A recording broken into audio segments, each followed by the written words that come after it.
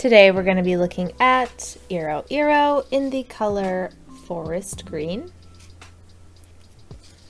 So my swatches are labeled 1 through 12, but that is not synonymous with hair levels. I do different video clips and pictures and such near the end of the video, so the numbers just help us keep track of each swatch. I also had an extra swatch for some reason when I was numbering them, so that's why these look kind of funky. They are human hair swatches, but the only one that's going to be virgin hair is the number 4 black swatch. Otherwise, the rest have been chemically colored, treated, or bleached at some point in their existence. 1 is a darker pink. I wanted to see how well the opposing foresty green could cover the pink. 2 is a very cool toned gray. 3 is a natural red. Again, 4 is black. And then 4 to 11 is a range that goes to platinum blonde. And then number 12 is like a toned version of number 11. So I will start by taking the color directly out of the container, and I will apply it at the top of each swatch. Then some people do like to dilute their dye, so I will do a diluted version at the bottom of each swatch. Please keep in mind everyone's hair is different, which means everyone's hair can take color differently, plus different screens and monitors and such can make colors look different. So please just use my video as a reference for how this could possibly turn out for you.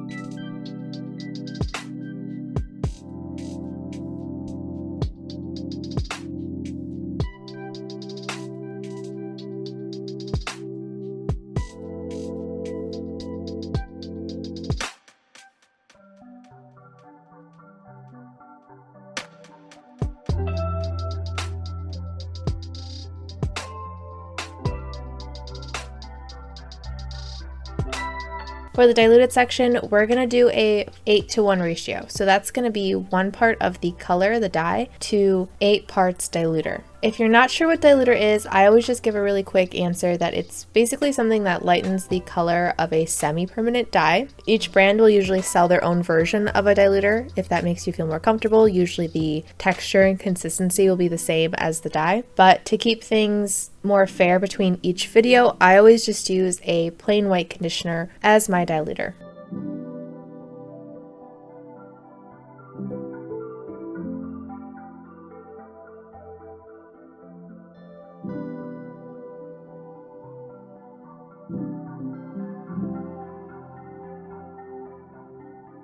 Alright, I'm going to let these sit for about 3 hours. I will then rinse them out. Once they are dry, I will then meet you back here and we'll do some comparisons.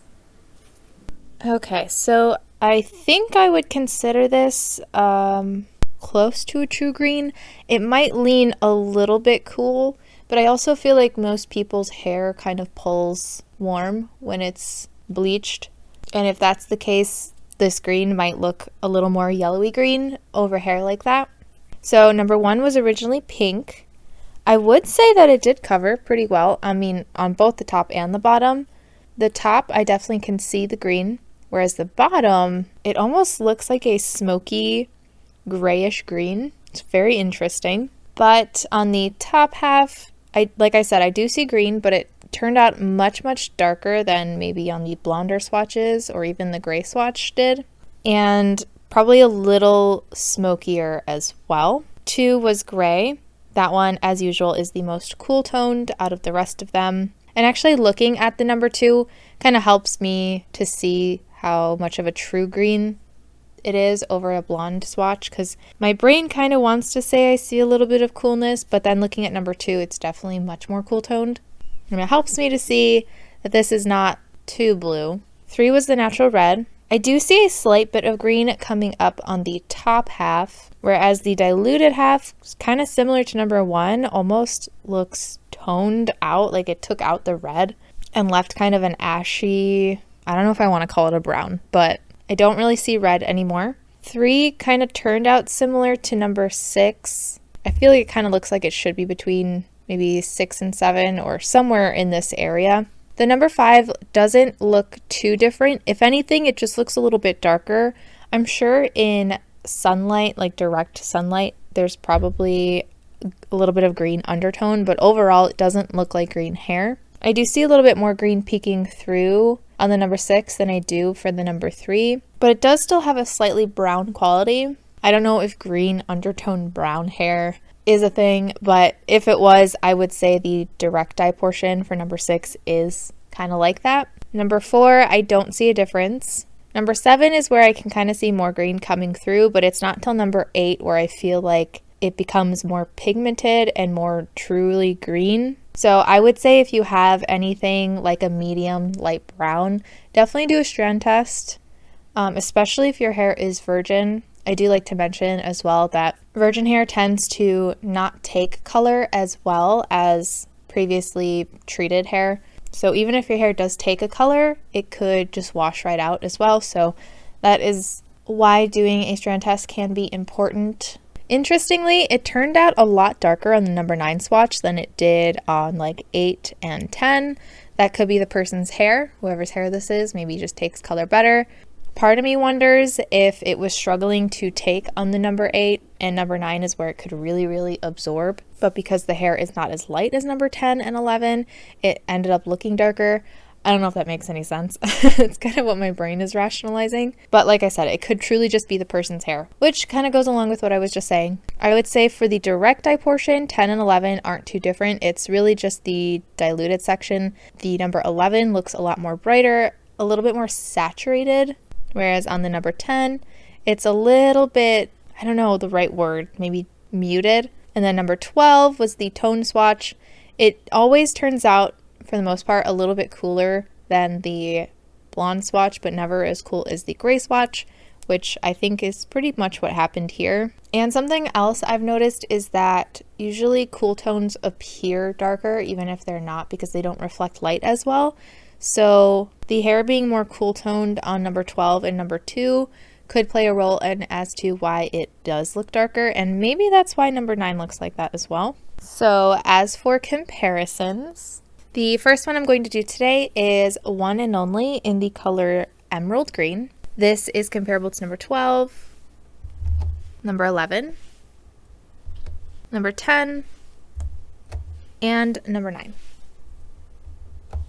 The emerald, I would say, is darker and dustier. I do think undertone-wise, it's pretty similar though. It can be a little hard to tell because of the dustiness, but basically if the Iroiro Forest Green is too bright for you, the one and only emerald might be good, or Lunar Tides in the color Juniper, I would say is also in the same family, where it's a little bit darker and a little bit dustier, but undertone is pretty similar. The other comparison I had today that was a little bit more similar is Manic Panic in the color Green Envy. This is comparable to number 12, number 11, number 10,